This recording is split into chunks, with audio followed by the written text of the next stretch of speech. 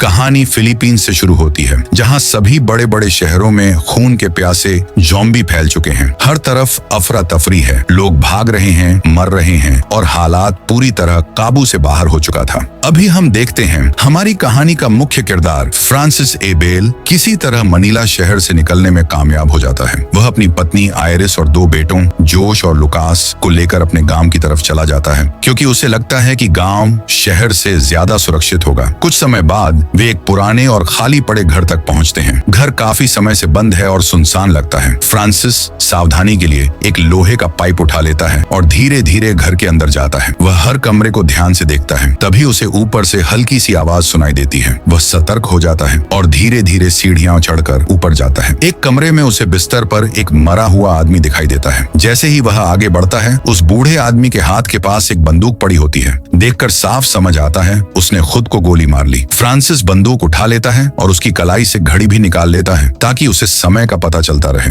फिर वह नीचे बाहर जाने लगता है। दरवाजे के पास पहुंचते ही अचानक उसे एक बूढ़ी औरत दिखाई देती है जो अब ज़ॉम्बी बन चुकी है। तभी पता चलता है कि कमरे में जो मरा हुआ आदमी था वह फ्रांसिस का अपना पिता था और जो ज़ॉम्बी औरत है वह उसकी माँ है। उसकी माँ अब इंसान नहीं रही थी। फिर भी उसकी टूटी हुई आवाज में एक ही शब्द गूंज रहा था, मुझे माफ कर दो। और वह धीरे धीरे उसकी तरफ बढ़ने लगी। ज़ॉम्बी बनी माँ उस पर हमला कर देती है। फ्रांसिस के पास कोई और रास्ता नहीं बचता। मजबूरी में वह अपनी ही माँ को गोली मार देता है। ये पल उसके लिए बेहद दर्दनाक होता है, लेकिन वह जानता है कि अगर वह ऐसा नहीं करता तो उसकी फैमिली खतरे में पड़ जाती। इस डरावने अनुभव के बाद फ्रांसिस अपने माता पिता को घर के पास मक्के के खेत में दफना देता है। सब कुछ शांत हो जाता है, लेकिन माहौल भारी और उदास है। रात होते ही पूरा एबेल परिवार घर के अंदर रुकने का फैसला करता है। वे दरवाजे बंद कर लेते हैं। बच्चे थक कर सो जाते हैं, लेकिन फ्रांसिस नहीं सो पाता। वह पूरी रात जाग कर पहरा देता है, क्योंकि उसे डर है कि कभी भी ज़ॉम्बी हमला कर सकते हैं। उसके बाद सुबह होते ही फ्रांसिस सबसे पहले पानी की टंकी चेक करता है। वह देखता है कि पानी साफ है और पीने लायक है। तब वह अपने बेटों को उसे इस्तेमाल करने देता है, लेकिन उसकी पत्नी आयरिस खुश नहीं है। उसे लगता है कि इस सुनसान घर में रहना सुरक्षित नहीं है और वे यहाँ फंस गए हैं। कुछ देर बाद फ्रांसिस अपने बड़े बेटे जोश को साथ लेकर पास के एक और घर की तलाशी लेने जाता है। वहाँ उन्हें एक रेडियो मिलता है जिससे शायद बाहर की खबर मिल सके।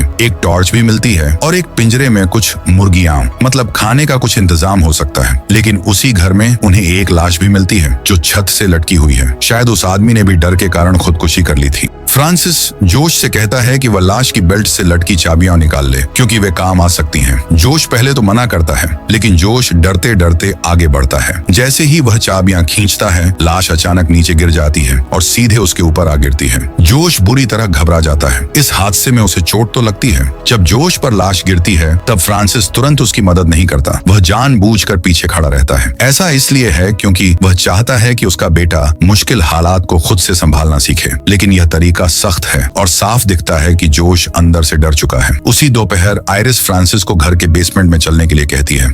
वे सोचते हैं कि शायद नीचे कुछ काम का सामान, औजार या जरूरी चीजें मिल जाएं। जैसे ही फ्रांसिस बेसमेंट में उतरता है, उसका चेहरा बदल जाता है। पता चलता है कि बचपन में उसका पिता बहुत सख्त और बुरा था। छोटी छोटी गलतियों पर उसे सजा के तौर पर इसी बेसमेंट में बंद कर देता था। वह अंधेरा कमरा उसके लिए सिर्फ एक जगह नहीं, बल्कि डर और अपमान की याद है। साफ समझ आता है कि वह आज तक उस सदमे से पूरी तरह बाहर नहीं निकला। रात को डिनर के समय आयरिस साफ कहती है कि उन्हें यहाँ नहीं रुकना चाहिए। वह चाहती है कि वे कुछ मील उत्तर की ओर जाएं, क्योंकि सरकार ने लोगों को वहीं इकट्ठा होने के लिए कहा है। उसे यह सुनसान जगह सुरक्षित नहीं लगती, लेकिन फ्रांसिस जिद करता है कि यही जगह ठीक है। फ्रांसिस का कहना है, यहाँ कोई नहीं है, इसलिए खतरा भी कम है। असल में वह जगह नहीं, कंट्रोल छोड़ने से डर रहा है। उसे लगता है कि बाहर जाने का मतलब है अनजान खतरे में कूदना। अगली सुबह दोनों घर के बाहर मक्के के खेत के पास बात करते हैं। वहीं एक और बात पता चलती है, जोश फ्रांसिस का असली बेटा नहीं है। वह आयरिस के पिछले रिश्ते से है। शायद इसी वजह से फ्रांसिस उसके साथ लुकास जितना अच्छा बर्ताव नहीं करता। फिर आयरिस कहती है कि उन्हें उत्तर की ओर जाना ही चाहिए। वह सरकार की बात पर भरोसा करना चाहती है। फ्रांसिस खुश नहीं है, लेकिन आखिरकार अपने परिवार की सुरक्षा के लिए मान जाता है। वह जानता है कि अगर कुछ हो गया तो जिम्मेदारी उसी पर होगी। इसके तुरंत बाद पूरा परिवार वैन में बैठकर निकल जाता है। फ्रांसिस गाड़ी चला रहा है। आयरिस नक्शा देखकर रास्ता डिसाइड कर रही है। शुरू में सब ठीक चलता है, सब कुछ थोड़ा शांत है, लेकिन तभी जोश अनजाने में एक बात बोल देता है कि आयरिस आयरिस को हाल ही में फ्रांसिस के अलग हुए भाई डिएगो का फोन आया था। ये सुनते ही फ्रांसिस का चेहरा बदल जाता है। उसका अपने भाई डिएगो से रिश्ता पहले ही खराब है। उसे यह बात छुपाई गई, ये उसे धोखा जैसा लगता है। गुस्से में उसका ध्यान सड़क से हट जाता है। वह लगभग पुल पर लगी रुकावट से टकरा जाता है। तभी उन्हें समझ आता है कि आगे का रास्ता पूरी तरह बंद है। मलबा और टूटी संरचना के कारण वैन आगे नहीं जा सकती। अब उनके पास दो ही रास्ते हैं, पैदल जाना या वापस लौटना। फ्रांसिस तुरंत कहता है कि वे घर वापस चले। वह फिर उसी जगह लौटना चाहता है जहां उसे लगता है कि वह हालात को कंट्रोल कर सकता है। लेकिन आयरिस वह वैन से उतरती है और एक ब्लेड निकालकर सड़क पर लगे बैरिकेड को काटने लगती है। लेकिन वह यह नहीं सोचती कि इतना शोर खतरनाक हो सकता है। धातु काटने की आवाज दूर तक जाती है। कुछ ही पलों में पीछे से एक सैनिक आता है, लेकिन वह अब इंसान नहीं, ज़ॉम्बी बन चुका है। ज़ॉम्बी अचानक आयरिस पर झपट पड़ता है। आयरिस डर के मारे पीछे हट जाती है और घबराकर संतुलन खो देती है और गिर जाती है। तभी फ्रांसिस तुरंत दौड़ता है। वह बंदूक निकालकर उस ज़ॉम्बी सैनिक को गोली मार देता है। खतरा टलता हुआ लगता है, लेकिन असली समस्या अभी शुरू होती है। शोर सुनकर और भी ज़ॉम्बी उनकी वैन की तरफ आने लगते हैं। उनके दोनों बेटे अंदर फंसे हुए हैं। दरवाजे बंद हैं, लेकिन ज़ॉम्बी गाड़ी को घेर लेते हैं। जॉश और लुकास काफी डर जाते हैं। हालत बहुत खराब हो जाती है। साफ लगता है कि बच्चे शायद बच नहीं पाएंगे। यही माता पिता असली फैसला लेते हैं। फ्रांसिस जानबूझकर ज़ॉम्बी का ध्यान अपनी तरफ खींचता है। वह गोलियां चलाता है ताकि वे वैन से दूर हटें और उसका पीछा करें। वह अपनी जान जोखिम में डालता है। इधर आयरिस मौके का फायदा उठाती है और दोनों बच्चों को वैन से निकाल लेती है। वह उन्हें सुरक्षित जगह की तरफ ले जाती है। उधर फ्रांसिस मरे हुए सैनिक के पास पड़ा एक ग्रेनेड उठा लेता है। अब वह भागते हुए कारों की छतों पर चढ़कर कूदता है ताकि ज़ॉम्बी उसे पकड़ न सके। वह जल्दी जल्दी दूरी बनाता है। जब वह एक कार के पीछे सुरक्षित जगह पा लेता है तो ग्रेनेड ज़ॉम्बी की भीड़ में फेंक देता है। जोरदार धमाका होता है। ज्यादातर ज़ॉम्बी वहीं खत्म हो जाते हैं। कुछ समय बाद फ्रांसिस अपने परिवार से फिर मिलता है। वे लोग किसी तरह जान तो बचा लेते हैं, लेकिन अंदर से पूरी तरह टूट चुके होते हैं। फिर 2 हफ्ते बाद वे वापस उसी घर में लौट आते हैं। अब साफ हो चुका है कि बाहर की दुनिया उनकी सोच से कहीं ज्यादा खतरनाक है। फ्रांसिस फिर अकेले पुल की तरफ जाता है वैन लेने के लिए। उसे पता चलता है कि वैन अभी भी चलने की हालत में है। वह उसे वापस लाने ही वाला होता है, लेकिन अचानक उसका मन बदल जाता है। सच्चाई यह है, वह अपने विरासत घर को छोड़ना ही नहीं चाहता। वह इस जगह से जुड़ा हुआ है, चाहे यह जगह डर और दर्द की याद दिलाती हो, फिर भी यही उसका इलाका है। वह घर लौटकर आयरिस से झूठ बोलता है कि वैन खराब हो गई है, मतलब अब वे यहीं फंसे रहेंगे। फिर वह पेट्रोल लाता है और जनरेटर में डाल देता है। अचानक घर में रोशनी हो जाती है। पंखे और एयर कंडीशनिंग चलने लगते हैं। वह थोड़ा संगीत भी चला देता है। वह अपने परिवार को दिखाना चाहता है कि वह उन्हें आराम दे सकता है, कि वह हालात संभाल सकता है, लेकिन असल में वह सच्चाई छुपा रहा है। अगली सुबह फ्रांसिस नाश्ते के लिए अंडे लेने मुर्गियों के पिंजरे में जाता है, लेकिन अंदर कुछ और है। एक कुत्ता। उस कुत्ते ने सारी मुर्गियों को मार डाला है। खाने का बड़ा सहारा खत्म हो गया और इससे भी बुरा, वह कुत्ता फ्रांसिस के हाथ पर काट लेता है। कुत्ते के काटने के बाद आयरिस उसके घाव साफ करती है, पट्टी करती है। वह साफ कहती है, हमें अस्पताल ढूंढना चाहिए। रेबीज की दवा उनके पास नहीं है। अगर कुत्ता संक्रमित हुआ तो मामला खत्म। लेकिन फ्रांसिस फिर जिद करता है। वह कहता है कि बाहर जाना बेवकूफी है। वह याद दिलाता है कि बाहर क्या क्या झेला है। असल में वह डर से नहीं, कंट्रोल खोने से भाग रहा है। सुबह वह चिकन केज ठीक कर रहा होता है, तभी जोश आता है और कहता है, जनरेटर चालू करो, मुझे प्ले स्टेशन खेलना है। यह सुनकर फ्रांसिस भड़क जाता है। उसके हिसाब से यह दुनिया मर रही है और लड़का गेम खेलना चाहता है। दोनों के बीच बहस हो जाती है। फ्रांसिस सीधे सवाल करता है, क्या तुम अपने परिवार को बचाने के लिए किसी को मार सकते हो, जैसे मैंने पुल पर किया था? जोश डरे बिना कहता है, हाँ मैं कर सकता हूँ। फ्रांसिस उसे पास के मैदान में ले जाता है और बंदूक चलाना सिखाने लगता है, लेकिन वह सिखा नहीं रहा। वह दबाव डाल रहा है, वही तरीका जो उसके पिता ने उसके साथ किया था। सख्ती नहीं, डर,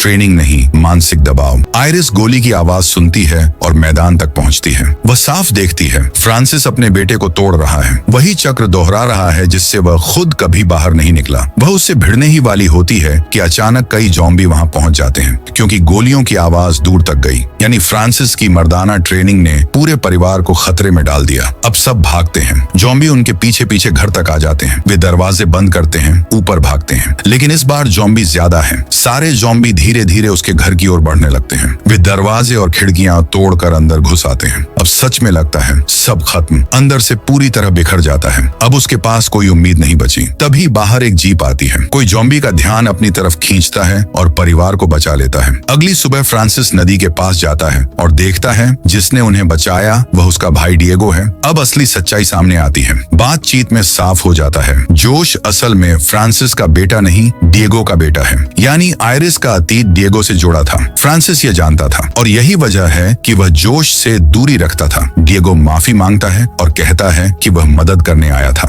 उसे अपनी गलती का एहसास हो चुका है, लेकिन फ्रांसिस अभी भी अपने अहंकार में फंसा है। वह मदद लेने से मना कर देता है। नदी के पास जब डिएगो सच्चाई बताता है तो फ्रांसिस का गुस्सा फट पड़ता है। वह अपनी बंदूक निकालकर सीधे अपने भाई पर तान देता है। डिएगो लड़ना नहीं चाहता। वह समझ चुका है कि फ्रांसिस अभी तर्क से नहीं, अहंकार से सोच रहा है। वह जाने के लिए तैयार हो जाता है। जाने से पहले वह उत्तरी मैप का नक्शा वहीं छोड़ देता है। एक आखिरी मौका। डिएगो चला जाता है। फ्रांसिस नक्शा उठाता है। वह उसे जलाने ही वाला होता है। यानी वह अपने परिवार का सुरक्षित रास्ता खुद खत्म करना चाहता है, लेकिन आखिरी पल में रुक जाता है। फिर घर लौटकर झूठ बोलता है। कहता है कि जब वह पहुंचा डिएगो पहले ही मर चुका था। अब साफ है वह सिर्फ जानकारी नहीं छिपा रहा, वह अपने परिवार की आजादी छीन रहा है। इसके बाद वह घर को और मजबूत बनाने लगता है। खिड़कियां बंद करता है, दरवाजे ठीक करता है, बाहर की दुनिया से पूरी तरह कट जाना चाहता है। एक दिन लुकास खेलते खेलते एक मक्खी का पीछा करता हुआ बेसमेंट तक पहुंच जाता है। वहां से उसे बाहर खिड़की के पीछे एक ज़ॉम्बी दिखता है। आयरिस भी वहां पहुंचती है। वह ध्यान से देखती है। ज़ॉम्बी पहले जैसे ताकतवर नहीं रहे, वे कमजोर हो रहे हैं। उसे समझ आता है खाने की कमी से वे धीरे धीरे मर रहे हैं। वह लुकास से कहती है सब ठीक हो जाएगा, लेकिन उन्हें नहीं पता फ्रांसिस दरवाजे के पीछे खड़ा सब सुन रहा है। उसे यह बात पसंद नहीं आती। क्यों? क्योंकि अगर ज़ॉम्बी खुद मर रहे हैं तो बाहर जाने का रास्ता खुल जाएगा, और अगर रास्ता खुल गया तो परिवार उस पर निर्भर नहीं रहेगा। उसी दोपहर फ्रांसिस फार्म में घूमते हुए एक बेहद कमजोर ज़ॉम्बी देखता है। वह बिना सोचे उसे मार देता है। फिर उसने अपने परिवार को यह बताते हुए एक कहानी बनानी शुरू कर दी कि फार्म में अभी भी कई ज़ॉम्बी घूम रहे हैं। ये साफ है कि वह अपने परिवार को उस रात बाद में बाहर जाने से रोकना चाहता था जब वे खाना खा रहे थे। जोश ने बताया कि उसने फ्रांसिस के पास एक मैप देखा था जिसमें उत्तर की ओर एक कैंप के लिए डायरेक्शन थे, जहां वे सभी सुरक्षित रह सकते थे। ये सुनकर फ्रांसिस बहुत ज्यादा पॉजिटिव बिहेव करने लगा और आयरिस को समझाने की कोशिश की कि उन्हें फार्म पर छोटे आलू की तरह अपना परिवार बढ़ाना चाहिए। वह यह भी सजेस्ट करता है कि उन्हें एक और बच्चे के लिए प्लान बनाना चाहिए। हालांकि वह उसकी बात को यह कहते हुए मना कर देती है कि उनकी जिंदगी अब पहले जैसी नॉर्मल नहीं रही। आयरिस उसे याद दिलाती है कि उसे इस बात पर ध्यान देना चाहिए कि वे कैसे जिंदा रहेंगे, क्योंकि उनके खाने का स्टॉक दिन ब दिन कम होता जा रहा है। वह सजेस्ट करती है कि उन्हें बाहर निकलकर आसपास के एरिया से खाना इकट्ठा करना चाहिए। यह सजेस्ट फ्रांसिस का गुस्सा भड़काने के लिए काफी है और वह शुरू कर देता है अपनी और आयरिस की शादीशुदा जिंदगी की दिक्कतों के बारे में बताते हुए।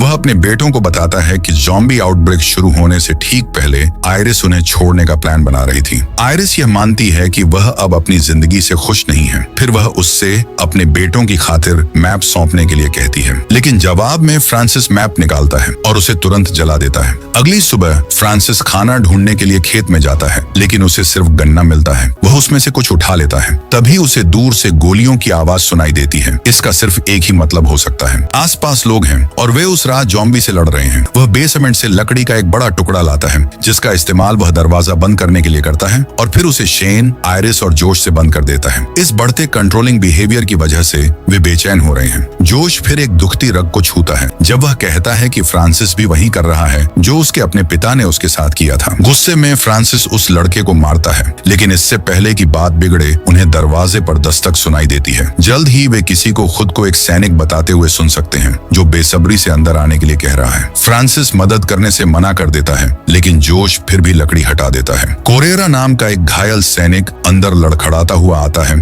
और मेडिकल मदद की भीख मांगता है। आयरिस एक नर्स होने के नाते तुरंत कोरेरा की मदद करने के लिए दौड़ती है और उसकी चोटों के बारे में पूछती है। सैनिक बताता है कि वह पास के कैंप से है। जाहिर है उसका कॉन्वॉय एक सप्लाई रन से वापस आ रहा था जब ज़ॉम्बी के एक ग्रुप ने उन पर हमला कर दिया। उसके ग्रुप में सभी लोग मर गए। यल सैनिक कोरेरा बताता है कि वह अकेला बचा। ज़ॉम्बी ने उसकी पूरी टीम मार दी। वह खुद भी मरने वाला था, लेकिन एक आदमी ने उसकी मदद की और उसे इस घर की दिशा दिखाई। आयरिस को तुरंत शक होता है वह आदमी डिएगो ही होगा। फ्रांसिस मजबूर दूरी में कोरेरा को रहने देता है, लेकिन उसे बेसमेंट में सुलाता है, वही बेसमेंट जहां उसे बचपन में सजा मिलती थी। अब वह दूसरों को वहां बंद कर रहा है। रात में जब सब सो जाते हैं, जोश अपनी माँ से कहता है कि वह डिएगो या उस कैंप को ढूंढने जाएगा। वह यह भी मानता है कि वह अपने असली पिता के बारे में जानना चाहता है, लेकिन वह साफ कहता है वह फ्रांसिस को ही अपना असली पिता मानता है, यानी बच्चा अभी भी उसे छोड़ नहीं रहा। लेकिन फ्रांसिस इस भरोसे के लायक व्यवहार नहीं कर रहा। सुबह फ्रांसिस देखता है कि कोरेरा लुकास के साथ नाश्ता कर रहा है, लेकिन जोश वहाँ नहीं है। वह आयरिस से पूछता है, वह जवाब नहीं देती। तभी उसे समझ आता है जोश घर छोड़ चुका है, अब उसका कंट्रोल टूट चुका है। वह गुस्से में पागल हो जाता है, हथौड़ा उठाता है, रसोई में जाता है और कोरेरा के सिर पर जोर से मारता है। सैनिक वहीं मर जाता है, खून और दिमाग टेबल पर फैल जाता है। यह आत्मरक्षा नहीं है, यह गुस्से का अंधापन है। फिर वह आयरिस को मुक्का मारकर बेहोश कर देता है। जब वह होश में आती है, फ्रांसिस अपने बचपन की बात बताता है। उसका पिता उसे मारता था, अगर वह खाना खत्म नहीं करता तो सजा मिलती थी। उसे बेसमेंट में बंद कर दिया जाता था। अब साफ है वह अपने पिता जैसा बन चुका है। कुछ समय बाद आयरिस और लुकास घर से भागने की योजना बनाते हैं। एक रात फ्रांसिस अचानक जागता है और लुकास को नहीं देखता। वह चिल्लाता है और बेसमेंट की तरफ भागता है। जैसे ही वह अंदर जाता है, आयरिस फर्नीचर से उसे मार देती है। वह बेहोश होकर गिर जाता है। आयरिस उसकी चाबियां लेकर लुकास के साथ भाग जाती है। कुछ देर बाद फ्रांसिस होश में आता है। वह अकेला बेसमेंट में खड़ा है। उसे अपने बचपन के दृश्य याद आने लगते हैं। अंधेरा कमरा सजा, डर। वह समझने लगता है कि वह उसी चक्र में फंस गया है। उधर आयरिस और लुकास घर से निकलने ही वाले होते हैं कि अचानक ज़ॉम्बी बना डिएगो उन पर हमला कर देता है। डिएगो अब इंसान नहीं है। दोनों घबराकर वापस घर में भागते हैं। डिएगो आयरिस का पैर पकड़ लेता है। लुकास मदद करने की कोशिश करता है। डिएगो उस पर हमला करता है। इसी पल फ्रांसिस बाहर आता है। वह पूरी ताकत से लड़ता है और डिएगो को मार देता है, लेकिन 1 सेकंड की देर हो चुकी है। डिएगो लुकास के हाथ पर काट चुका है। अब सच्चाई सामने है। अगर काटने से संक्रमण होता है तो लुकास भी ज़ॉम्बी बन सकता है। अब उनके पास सिर्फ 2 रास्ते हैं, या तो लड़के का हाथ काटना पड़ेगा, नहीं तो वह ज़ॉम्बी बन जाएगा। इमोशनल होकर आयरिस पहला रास्ता चुन लेती है और दर्दनाक प्रक्रिया की तैयारी करने लगती है। लेकिन तभी फ्रांसिस को होश आता है। वह कहता है कि कोई और तरीका जरूर होगा। वह बोलता है कि बच्चे को तुरंत पास के मेडिकल सेंटर ले जाना होगा। फ्रांसिस उस पुल की तरफ भागता है जहां उसने कुछ दिन पहले अपनी वैन छोड़ी थी। उधर जोश को एक बंदूक मिल जाती है जो उसे एक मरे हुए सैनिक ज़ॉम्बी से मिलती है। फ्रांसिस भी पुल पर पहुंच जाता है और अपनी वैन ढूंढ लेता है, लेकिन उसने खून से सनी मिलिट्री यूनिफॉर्म पहन रखी है, जिससे वह दूर से बिल्कुल ज़ॉम्बी जैसा दिखता है। जैसे ही वह जोश के पास आता है, डर के मारे जोश गलती से गोली चला देता है और अपने ही पिता को मार देता है। जब जोश को समझ आता है कि उसने क्या कर दिया, तो वह रोते हुए माफी मांगने दौड़ता है। जोश कहता है कि उसने हमेशा फ्रांसिस को अपना असली पिता माना है। फ्रांसिस भी हाथ बढ़ाकर कहता है कि उसने हमेशा जोश को अपना बेटा समझा है। मरने से पहले फ्रांसिस जोश से कहता है कि वह वैन लेकर बाकी अपनी माँ और को बचाए। आखिर में कहानी दिखाती है कि आयरिस देखती है जोश वैन लेकर घर लौट रहा है और इस तरह कहानी खत्म हो जाती है। धन्यवाद।